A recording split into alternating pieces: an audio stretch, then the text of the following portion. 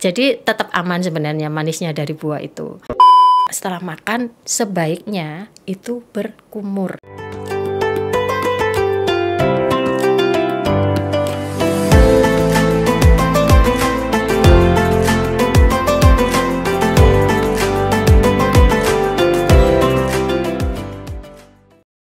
Assalamualaikum warahmatullahi wabarakatuh. Halo sahabat kampus dimanapun Anda berada, bersama saya Arbain Al-Azhar di edisi podcast Ramadan kali ini.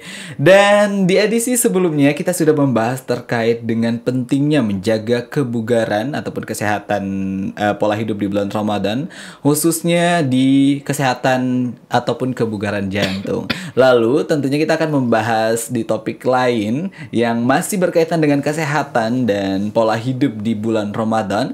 Di edisi kali ini kita akan membahas terkait dengan pentingnya untuk menjaga kesehatan dan kebersihan mulut di bulan Ramadan ataupun gigi ya, sahabat kampus. Lalu tentunya kita sudah menghadirkan narasumber yang akan mengulik ataupun membahas terkait dengan bagaimana menjaga kesehatan dan kebersihan gigi dan mulut di bulan puasa. Di tengah-tengah kita sudah hadir Ibu Dr. Gigi Ani Kristiana M. Biomed. Assalamualaikum Ibu Dokter. Waalaikumsalam warahmatullahi Mas Arbain. Kabar baik Ibu? Alhamdulillah baik. Assalamualaikum para pemirsa dan sahabat kampus, bertemu saya kali ini. Iya, bagaimana Bu untuk kesehariannya di bulan Ramadan? Padat atau mungkin seperti biasa?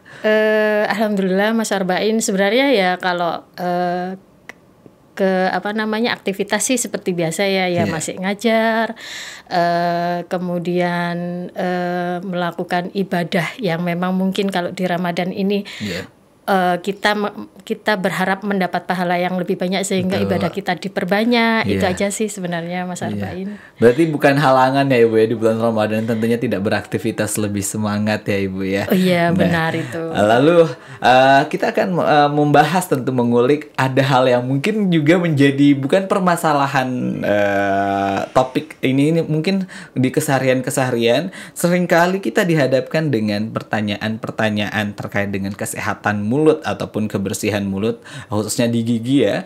Ini bagaimana sih kita menjaga supaya di bulan puasa kita tetap terjaga bau mulut kita mungkin, ataupun kesehatan ataupun kebersihan mulut kita. Kita akan membahas bersama dengan Ibu Dokter Gigi, Ibu Ani Kristiana. Iya, Mas Arbain. Begini ya. Kita tahu puasa itu adalah ibadah yang menahan makan dan minum ya. Jadi kita wajib untuk tidak makan dan minum dari terbitnya matahari sampai terbenamnya matahari. Dan dengan mulut kita tidak beraktivitas, itu secara otomatis akan berbeda ketika mulut kita itu beraktivitas. Tentu saja banyak sekali yang terjadi perubahan di situ, terutama mungkin dampaknya adalah bau mulut, mungkin sekitar itu. Kemudian yang lain mungkin karena adanya dehidrasi dari rongga mulut. Itu yang mungkin semakin ketika kita mempunyai sesuatu yang memang tidak normal di rongga mulut kita, itu menjadi semakin memperparah kondisi kalau memang tidak diatasi dengan baik gitu, Mas Arbain. Lalu tadi ada dua ya yang bisa menyebabkan karena mungkin kita tidak mengkonsumsi makanan dan minuman dalam seharian, setengah hari ya kalau kita bisa sebut ya Ibu Dokter ya.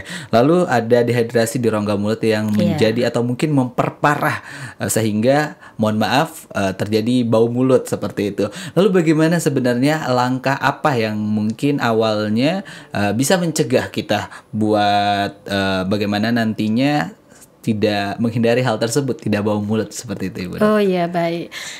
Mungkin banyak orang yang akan bertanya ya, apakah ketika kita puasa itu bolehkah kita menggosok gigi atau tidak itu ya? Karena salah satu upaya agar kita menjaga kesehatan gigi dan mulut adalah dengan cara menggosok gigi ataupun minimal kita berkumur ya. Dengan kondisi yang mewajibkan kita seperti ini, bagaimana kalau kita puasa, apakah itu diperbolehkan ya? Sebenarnya kan ada beberapa hukum ya di dalam Islam yang mana ada memang beberapa perbedaan pendapat ya. Mungkin ada yang membolehkan, mungkin ada yang mengatakan makruh gitu ya. Mungkin yang membolehkan itu kan sebenarnya ada hadis yang kalau nggak salah ya, saya sebenarnya bukan ahlinya gitu ya. Cuman saya pernah membaca bahwasannya mungkin dari hadis riwayatnya Imam Bukhari kalau nggak salah ya, dari Amir bin Robi'ah mengatakan bahwa saya berkali-kali melihat Rasulullah itu bersiwak ketika puasa. Ya, itu kalau nggak salah secara garis besar bunyinya seperti itu. Ya, jadi dari sini sebenarnya kalau kita terjemahkan secara letterbox biasa aja gitu kan, kita mengatakan bahwa boleh kok sebenarnya ketika puasa itu kita melakukan gosok gigi untuk menjaga kebersihan gigi dan mulut.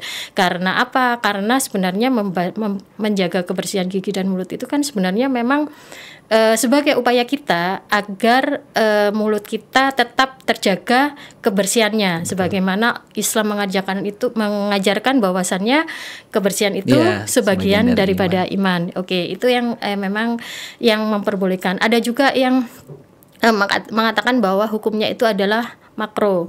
Itu yang ini ya kalau nggak salah sungguh orang yang bau mulut ketika orang berbau mulut ketika orang yang berpuasa itu lebih dicintai Allah. Gimana ya Mas? Yang nanti bakal dari dari kasturi minyak kasturi itu ya. Makanya saya bukan ahlinya sebenarnya, cuman saya pernah mendengar itu ya. Itu kan yang hadis yang memang membuat terjadi tercetusnya hukum itu menjadi makruh. Namun makruh ini di sini bukan berarti kan tidak boleh ya. Hanya berhubungan dengan waktu yang memang diperbolehkannya. Jadi kan waktu yang memang diperbolehkannya kan sampai batasnya duhur. Setelah duhur kan kita tidak boleh itu kan. Tapi kan sebenarnya tetap boleh gitu ya. Jadi mungkin tipsnya ya selama kita itu menjadi poin agar ini tidak menjadi mudorot bagi kita, itu ya sebaiknya kita lakukan, tapi tetap dengan hati-hati. Jadi jangan sampai itu air ataupun pasta gigi itu tertelan. Itu poinnya sebenarnya di situ. Tetap hati-hati. Gitu. Lalu Ibu Dokter, nah biasanya kan ada nih kalau misalnya bau, kalau dari segi tadi alasan mungkin dehidrasi dari rongga mulut. Lalu mungkin apakah dari faktor makanan juga bisa menyebabkan jenis makanan yang kita konsumsi itu apakah juga menjadi penyebab, dan mungkin yang bisa kita hindari mengkonsumsi makanan apa sehingga nantinya bisa tetap terjaga seperti itu. Sebenarnya banyak sekali ya yang menyebabkan bau mulut itu ya, nggak hanya makanan, nggak hanya kita nggak gosok gigi itu ya. Tapi memang impact pertama ketika kita tidak menggosok gigi itu kan pasti gigi kita akan rusak. Ya, secara otomatis nanti akhirnya akan ke situ gitu ya. Jadi yang pertama mungkin ya, yang pertama mulut. Kalau kita puasa ini kondisinya puasa ya. Kalau mulut kita itu kering itu secara otomatis tidak ada self cleansing di dalam mulut kita. Jadi di situ bakteri tetap di situ. Kemudian ketika bakteri banyak di situ, tidak ada self cleansing, secara otomatis bau mulut akan tercipta. Ya, terus setelah itu selain itu makanan-makanan yang memang dapat menyebabkan bau mulut. Jadi dihindari makanan-makanan seperti mengkonsumsi mungkin bawang gitu ya. Kopi yang mana memang dia memang ini mengurangi produksi air liur. Ada beberapa makanan yang memang impactnya adalah mengurangi produksi air liur seperti kopi, makanan pedas, mungkin terlalu manis itu akan mengurangi produksi air liur. Padahal ketika puasa itu bukan hanya puasa ya, air liur itu sangat dibutuhkan ya. Jadi dia untuk mengurangi bau mulut agar si bakteri ini di self cleansing oleh gigi ya. Kemudian selain makanan ya, itu adalah kondisi rongga mulut sendiri. Mungkin lidahnya kotor. Sebenarnya kalau kita gosok gigi itu tidak hanya kita menggosok gigi ya, lidahnya tetap harus disikat gitu ya. Kemudian kondisi gigi berlubang. Lah, itu kondisi gigi berlubang kan sama sebenarnya. Dia ada bakteri, kemudian ada gas yang muncul ya dari metabolisme si bakteri maupun dari interaksi antara sisa makanan dan bakteri. Itu kan menyebabkan keluarnya gas yang menyebabkan bau mulut. Itu ketika gigi berlubang atau ketika adanya plak gigi. Lah, plak gigi kan sama sebenarnya ya. Di situ juga ada bakteri, di situ juga mungkin ada sisa makanan, dan pembentukan plak sendiri itu juga kumpulan dari bakteri dan mineral-mineral yang memang menempel ke gigi gitu. Oke, Bu Dokter. Jadi ada banyak ya Ibu Dokter, bukan hanya dari segi makanan saja. Nah, mungkin kita untuk Anda yang mungkin ingin menjaga kebersihan gigi itu menghindari makanan-makanan yang setidaknya itu bisa menyerap air liur sehingga dehidrasi rongga mulut ya, termasuk tadi kopi ya Ibu Dokter ya. Dan mungkin ada beberapa mungkin bukan menyerap air liur ya, mengurangi produksi. Bukan menyerap ya berarti bukan. Ibu Dokter. Jadi mulut itu jadinya produksinya berkurang untuk air liurnya. Berarti ada yang menyebabkan air liurnya berkurang ya, sahabat kampus. Lalu bagaimana Ibu Dokter? Mungkin nanti apakah kalau dari saran Ibu Dokter sendiri yang mungkin Ibu Dokter sering lakukan, kan tadi salah satunya menggosok gigi.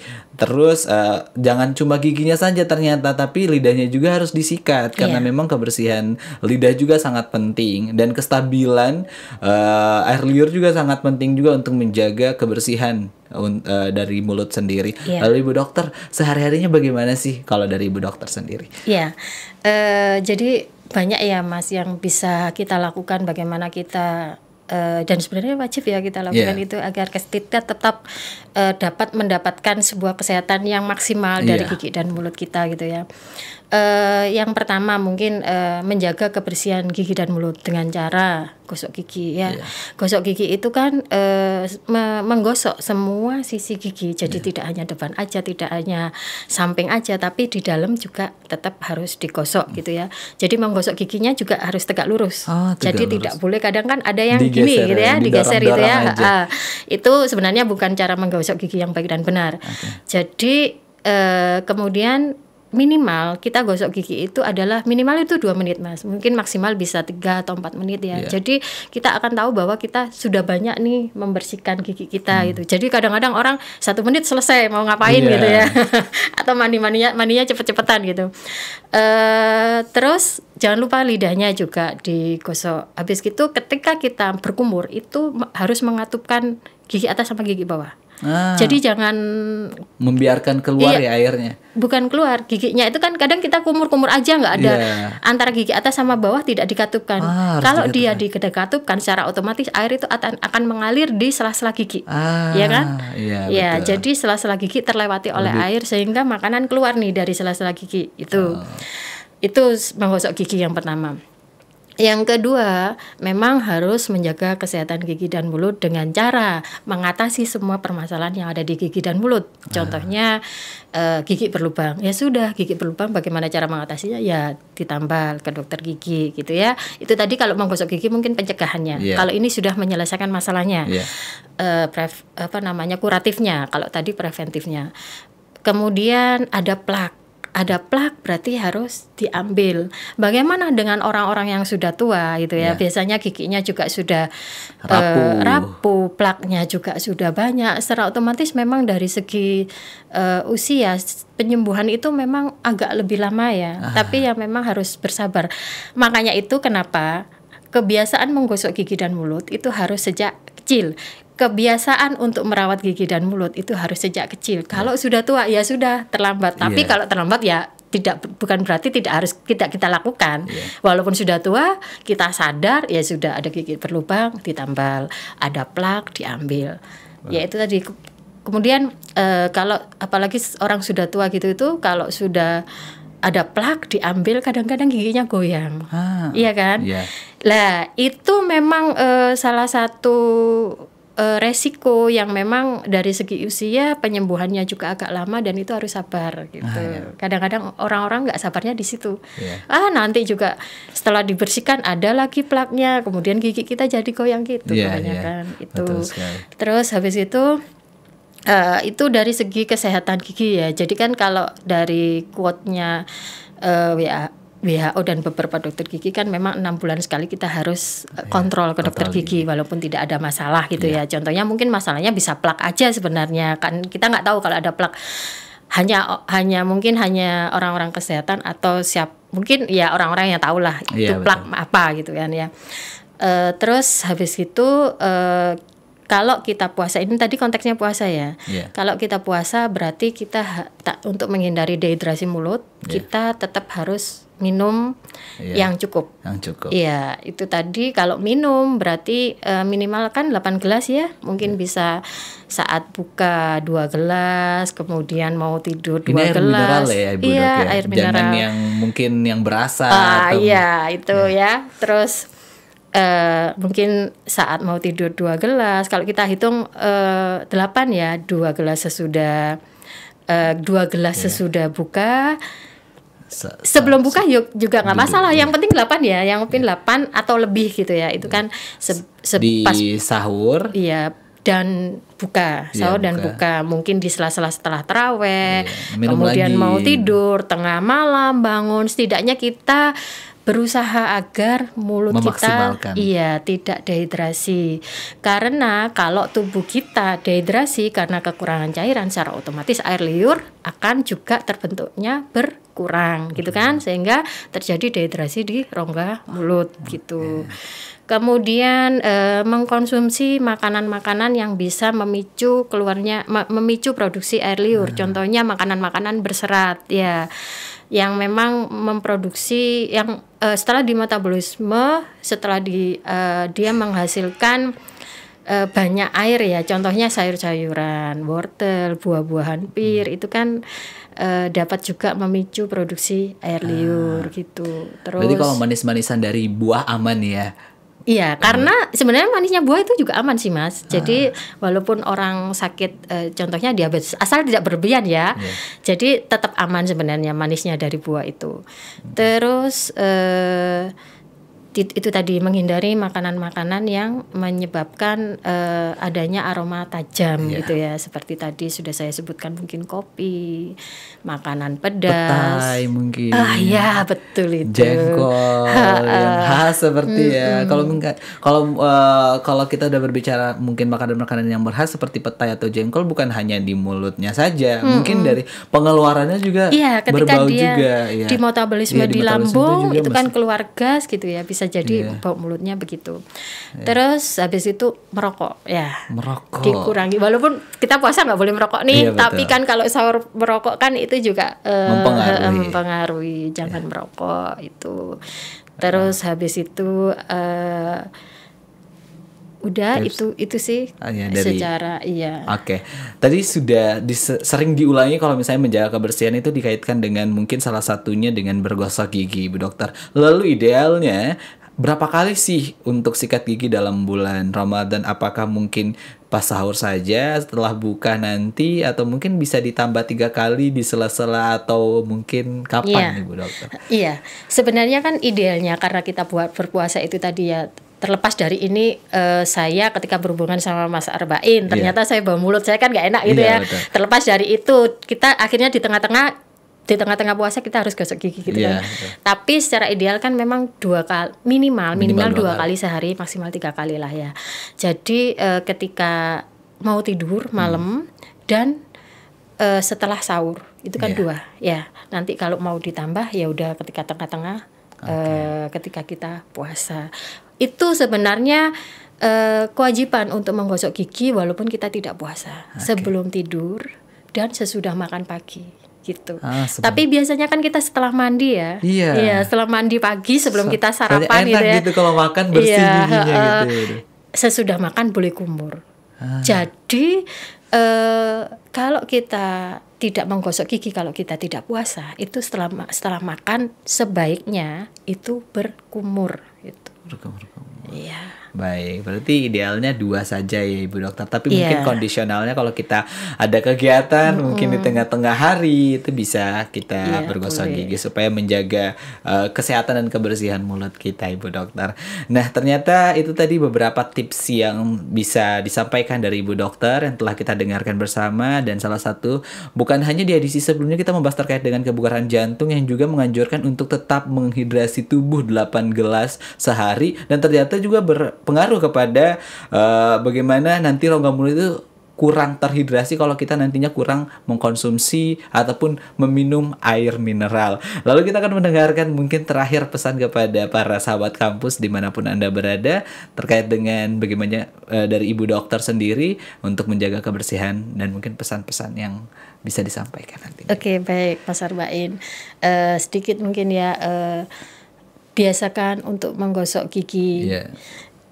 Sehari minimal 2 kali untuk bisa menjaga kesehatan gigi dan mulut kita. Dan kalau memang sudah terjadi masalah di gigi kita, sebaiknya segera untuk bisa diatasi. Oke, jadi intinya sebelum Ramadan kalau misalnya. Oh iya benar itu. Saya tadi mau gini. Harusnya memang sebulan kita sebelum Ramadan ya, kita sudah tahu nih harus apa nih agar nanti saya maksimal melaksanakan puasa di bulan Ramadan gitu. Oke. Jadi tentunya sebelum kita melaksanakan ibadah Ramadan, puasa khususnya, kita sudah kontrol sebulan sebelumnya supaya menjaga kebersihan, bukan nantinya pas di bulan Ramadan ya Bu Dokter baru kita mau memperbaiki, mencegah lagi ataupun mungkin mengatasi permasalahan, tapi sebelum Ramadan. Terima kasih Bu Dokter untuk kesempatannya hari sama-sama, ini di tengah kesibukan bulan Ramadan. Semoga kita sampai di akhir nanti bisa diberikan kekuatan untuk menjalankan ibadah dan tentunya diberikan keberkahan selama bulan Ramadan. Baik, sahabat kampus dimanapun Anda berada, inilah akhir perjumpaan kita dalam edisi kali ini, dan jangan lupa untuk menyaksikan beberapa konten yang lain terkait dengan podcast Ramadan di YouTube UIN Malang. Saya Arbain Alasar, pamit undur diri. Wassalamualaikum warahmatullahi wabarakatuh.